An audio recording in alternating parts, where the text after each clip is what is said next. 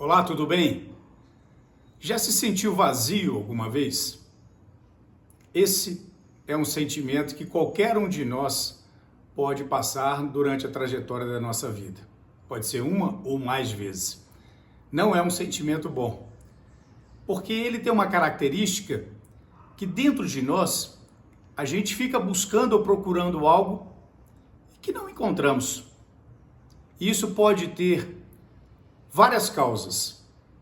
E por mais que a gente pudesse estar discutindo todas elas aqui, a gente consegue encontrar algumas experiências que podem nos ajudar a compreender isso que acontece na vida de qualquer um de nós e como podemos tirar proveito disso no sentido de alcançar um caminho de uma vitória para que a nossa vida realmente possa se tornar preenchida, valorosa, uma vida com significado.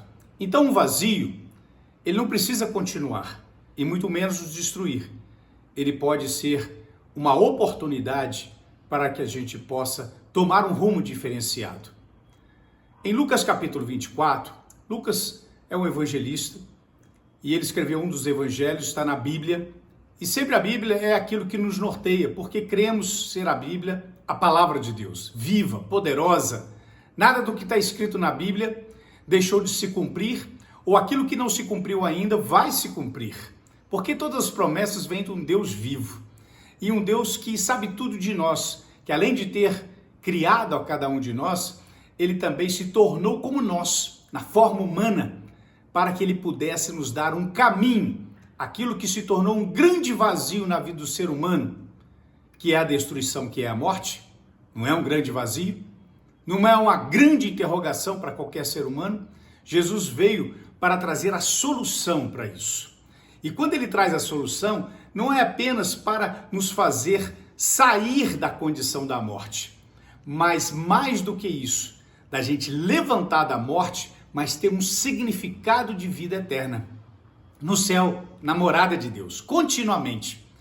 Então, o objetivo de Deus para cumprir um grande propósito na vida de qualquer ser humano, não é apenas estabelecer uma forma para preencher o vazio, mas ele soluciona o vazio dando uma experiência de continuidade. Quando Jesus, então, ele é morto por estar sendo ali aquele que veio como Messias prometido, mas que Israel, mas que o povo ignorou tudo isso e mandou que ele fosse destruído e morto. E quando Jesus morre, os seus discípulos ficam num momento de tormento. E esse tormento a gente pode traduzir isso como vazio. O que fazer? A grande maioria deles se trancou em casa. E outros se dispersaram e não souberam o que fazer. É como se estivesse agora o que e para onde ir, sem rumo algum. E havia um local, cerca de 14 quilômetros, 10 quilômetros de Jerusalém, que era chamado de Emaús. E dois dos discípulos estavam caminhando por esse caminho e de repente Jesus, já ressuscitado, se aproxima e começa a ouvir o que eles estavam falando, andando junto ao lado deles. E pergunta para eles: do que vocês estão falando? De quem vocês estão falando? E aí eles param e ainda indagam para Jesus: será que você é o único que não sabe o que aconteceu? Que Jesus de Nazaré, aquele que tudo fazia de bem, aquele que falava em nome de Deus, aquele que pregava o amor, aquele que fez tantos milagres, ele foi morto e agora não temos mais. E aí quando Jesus ouve eles falando isso, sabia que naquele momento o vazio estava cegando a vida deles. E aí ele se apresenta para eles para mostrar o significado de que é tudo aquilo que ele havia anunciado, de que ele não permaneceria preso à morte, que ele ressuscitaria, estava ali se cumprido. E daí em diante, ele vai ao encontro dos seus outros discípulos para preencher o vazio que está na vida de cada um deles. O que nós podemos entender como seres humanos, nenhum de nós vamos conseguir pela nossa força, pela nossa capacidade, pelo nosso trabalho, pelas coisas, preencher o vazio da nossa vida e cuidar disso para que isso novamente não nos atormente. Nada disso. Isso não é possível para nenhum de nós. Mesmo que alguém possa ter toda a riqueza do mundo, de que isso vai valer? Jesus mesmo, ele aponta sobre isso. Que adianta você ter toda a riqueza do mundo se nessa noite a sua alma for pedida? Isso não vai valer de nada. Então Deus vem preencher, é isso. E quando uma pessoa consegue permitir que Deus venha preencher isso na vida dela, há um processo, que é um processo dentro do poder de Deus para a alma, para o espírito, meu, o seu, todos nós que cremos. E o que ele faz? Ele fala na palavra dele, Jesus diz assim: aquele que quiser ter de mim, aquele que quiser andar comigo, aquele que quiser ter parte comigo, primeiro ele tem que fazer o quê? Negar a si mesmo. Tomar a sua cruz e me seguir.